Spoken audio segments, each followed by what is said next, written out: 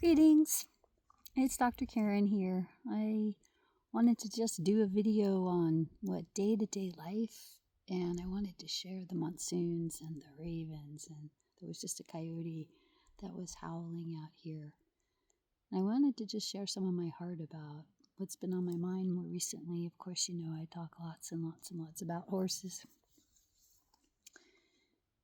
And yesterday I did a clinic on teaching about the techniques on how to neurologically connect your horse through their feet and how you trim for heel pressure and how that changes them in every way. And for sure, it changes us too. So our feet have a lot to do with how life happens for us and how stressed or not stressed we are, in how available our feet are to be connecting to the earth. And we see all kinds of things about earthing and grounding shoes and grounding sheets and grounding everything, which is incredible because I guess it's a really good thing, but we are designed this way, right? I'm actually sitting outside in my backyard with this incredible view, and again, monsoons are coming in, and it's later in the afternoon where I've already fed my ponies and they're quietly eating in the background, and we may hear some other noises and things like that, but what a gentle way for us to be able to live. I'm super, super, super grateful that I have the opportunity to do this and live in this way, and also teach and share to others from my heart about the things that this life has given to me. And so it has given me horses, and it has given me connection with God, that I have the opportunity to talk with God all the time and every day, and in every way, all around us and me. And what a beautiful thing to have God be walking so close to me and all of us in our lives, and Christ and the angels and Holy Spirit and Mary and everyone with us and teaching us. And so if you just sit on the earth, you very may learn a few things that no book might be able to tell you, or if someone who sat on the earth for some time, that they actually learned and wrote those things down, because that's the way we're taught. And so if we go into my science side and my doctor side, which is what I was hoping to talk to you some about today, or what God told me I should be talking to you about,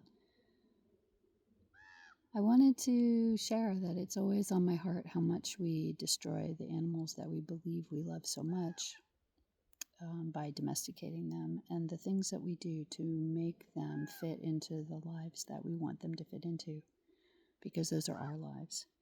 So we think most animals are happier in a beautiful container, of some sort of container, whether that's a stable or a stall or a kennel or a something, and some of that very well may be true, as because of the things that we have done to them. But overall, this is not, we create that for them to live in lives and be in lives that they were never meant to be in. And we create for ourselves lives that we were never meant to be in. And so in all of this, as time has evolved around horses, one of the things that I see almost 100% of the time, it's a very high percentage of horses that are not walking properly. Their hooves have been crafted by humans, and what has become very, very, very accepted all over the world as horses hitting the ground toe first and not heel first, is destroying them. And not only destroying their bodies and their hooves, but also destroying their minds. And we may have a visitor. Hello, Pumpkin. You can come on over if you want. One of my horses is coming up. Hello, sweetheart. Pumpkin is a rescue who was one day away from being slaughtered, and a friend of mine rescued him, and he's lived many years here now, and he's coming for a visit. We'll see. Come on, if you like. Come and visit.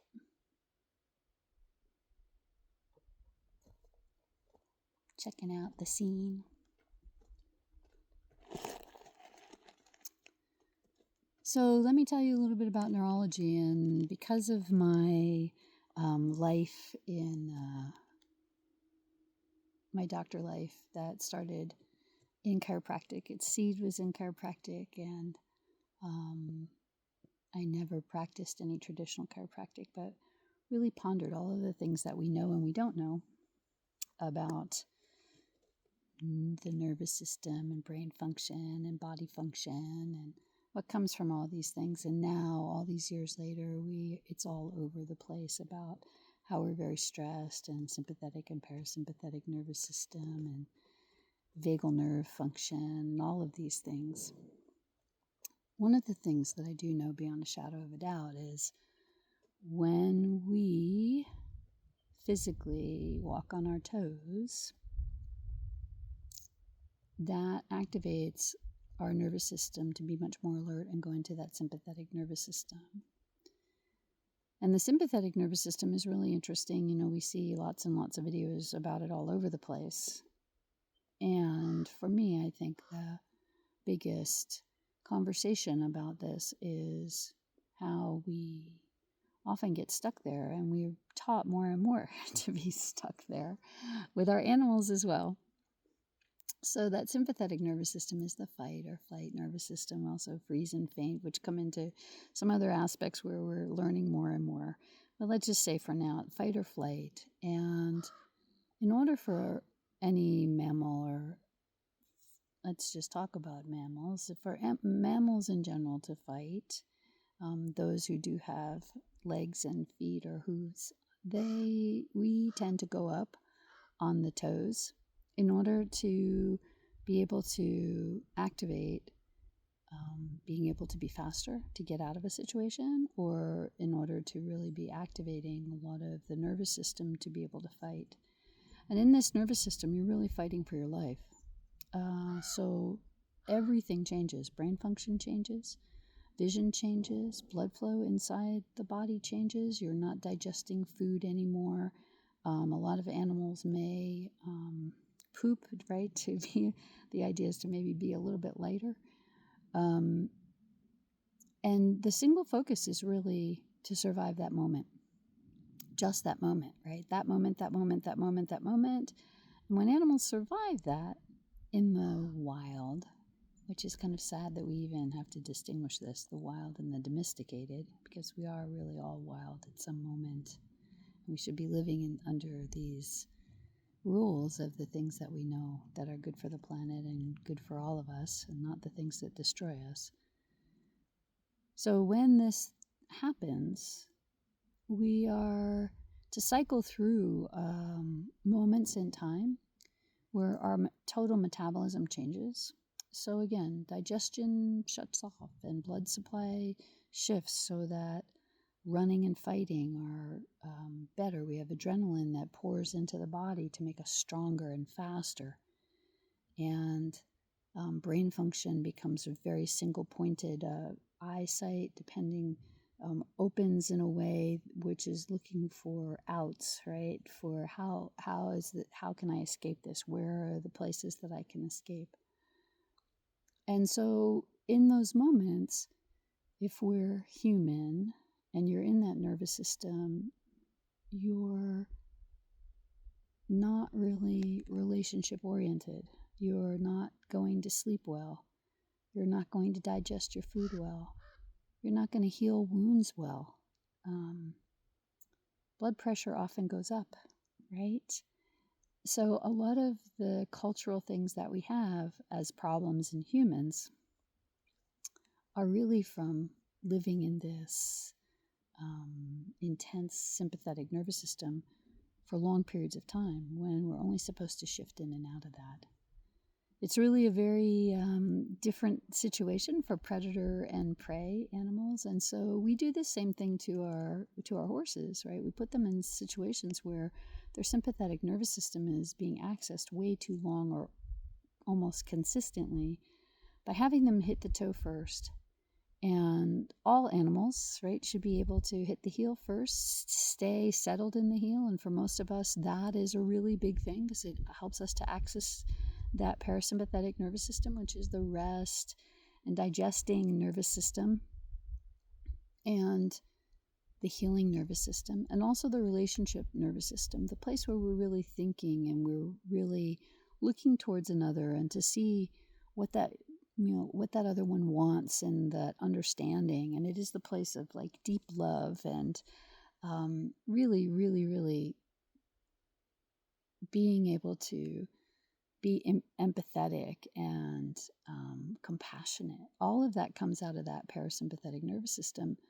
The sympathetic nervous system is really about shutting down, right? Coming inward and just really being like one inside. So it can be very suspicious, looking for where the attack is coming from or what's going to be happening next. So when our horses are not so comfortable with us, right, wondering what we're going to ask of them next, often they've been in a sympathetic nervous system for some long time. And a lot of times that's because they are shod or they are trimmed to be hitting the ground toe first. So they are accessing with every step and every way that they're standing that something is very wrong and that they cannot settle into the earth properly. And this whole idea of seeing like underrung or underslung heels where your farrier, even the barefoot ones, are just taking toe off and they're not giving any purchase to the heel and to the heel pressure and to allowing the horse to be able to stand in the heel properly, move through the heel to the toe as wished for, and then also be up on the toe when wished for and moving in that direction. But taking away half or more than half of a horse's movement, because really they should be in that parasympathetic nervous system 80-90% of the time.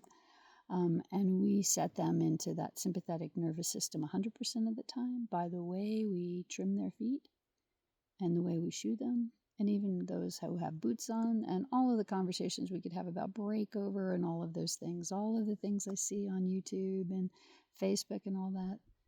Once you look at the changes in the horse's body, you don't even have to see their feet to know if they've been in a sympathetic nervous system for any short amount of time, because the changes in the body are so dramatic from sympathetic to parasympathetic nervous system. And when we look at horses, the few that are still wild, and we can make arguments about whether they're originally wild or not, okay, all of that. But the ones that care for their own feet and are able to run free enough, you will see that most of the time, all of their movements in photographs, for people who photograph wild horses or document them in videos, you'll see that they're hitting heel first. They are standing and eating grass heel first, right? Where our domesticated horses are not doing that. And for me, this is a travesty. I can't even tell you on my heart. This is the reason I believe so many horses end up being kind of passed around for bad behavior, end up at slaughter, end up with all kinds of physical problems. We can talk about ring bone and navicular and metabolic problems and stifle issues and mental problems with them being assertive or not being able to be trainable, or we can just go on and on and on and on. And I will tell you that a high percentage of those horses, if not all of them, have this issue with us crafting their hooves in a way that is more like what we think about in Japan as a geisha girl, where the hoof capsule is actually crafted by us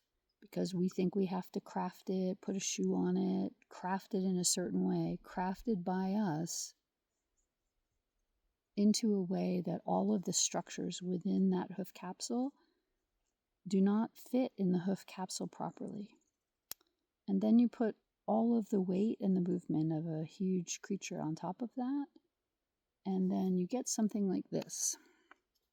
And I bought this beautiful sad 4 bones at a conference that I was attending a few years ago, several years ago now, on metabolic issues for horses. And I walked by and saw this hoof and thought, and I'm going to rename her, I think, Princess, and thought I need to buy this and show the world what happens inside that hoof capsule when the hoof capsule is not created properly for the structures that go inside of it. So anyone who knows anything about what bones should look like, and maybe you don't, so maybe this is your first time looking, is they should be smooth. They should be about like this, right? And you may see some areas where tendons or ligaments attached that might be a little bit rougher, but in general, right, we have smooth, we should be smooth. And you can see as you go down here, there are all kinds of bony protrusions, places where the bone has changed, right? In here where the bone has been taken away, right? Because this should be all smooth like this. And you can even see that in the toe, and this is the coffin bone, which is on the inside of the hoof capsule. And you can even see that this is a very classic kind of thing that happens on the coffin bone when a horse is wearing a toe clip on a shoe to keep a shoe on. And that's because that clip often changes the blood supply into the hoof, into the coffin bone itself. When the coffin bone is hitting toe first, the whole mechanism all the time, the whole mechanism for the horse's body is malfunctioning, right? It is meant to do that only, for short blasts and periods of time when there's danger, right? When there needs to be a fight or when there needs to be, fleeing. Other than that, it's supposed to be, the horse is supposed to be hitting heel first and then to the toe, not toe, heel, toe, right? Which is what they do when they're flying away from something. This is the navicular bone, and as you can see, if we're going to make this structure hit toe first all the time, one of the places that's going to really try to take up the pressure and all of the stress is this small bone here, and how it is, how it moves. This one is glued in, but how it actually is supposed to move within all of these bony structures. So this, you could probably say, would be ring bone, or some all of the things that we might, call some of these, have named these distortions and things that happen to this poor horse in her day, right? And so we never want this. You never want to see after a horse passes away, and again, I have no idea how and when or why, but I can only imagine that this beauty was in lots of pain, right? And probably even on the day that she died, she probably didn't have a lot of heel pressure, because you can see how the back portions of her coffin bone had really, changed and worn away, right? How the body was just doing its best, right, to deal with whatever abnormal pressure was in that hoof capsule itself. So I'm very grateful to have her in my life now, but I never knew her when she was alive. So I'm hoping this video will get you thinking and get you looking at your horse, and for sure we can talk about more and more things that where even if you're not seeing your horse move, or you can't see how your horse is actually hitting the toe, where you can start to look at their structure and see what might be happening as far as they are hitting toe first. They're overdeveloped in the lower part of the neck. You're constantly sort of dealing with a little bit of a sway back, and the belly is dropped a little bit. The shoulders are not moving in a full direction. They have trouble actually dropping their head all of the way. It may be some of these things. It may be all of these things. Often you'll see almost all of these things. Again, shoulder blades not going over the rib cage properly. You'll see a dip behind the shoulder blades. Sometimes that's from saddle issues, but a lot of times that's from hitting toe first. The rear end doesn't develop all the way.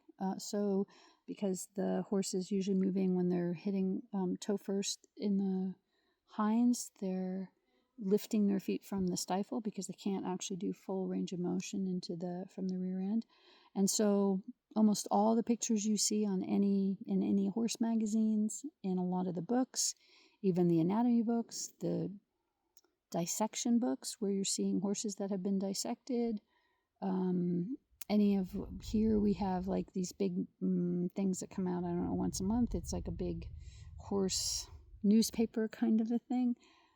Almost 100% of the horses in there, you'll see what we see as very acceptable, good or bad conformation. Again, way overdeveloped chest, also pectoralis muscle, way overdeveloped, is from hitting toe first for a short amount of time or sometimes a really long amount of times, and you can see that. You'll even see sometimes distortions in the face as well, because what happens in the feet happens in the whole body.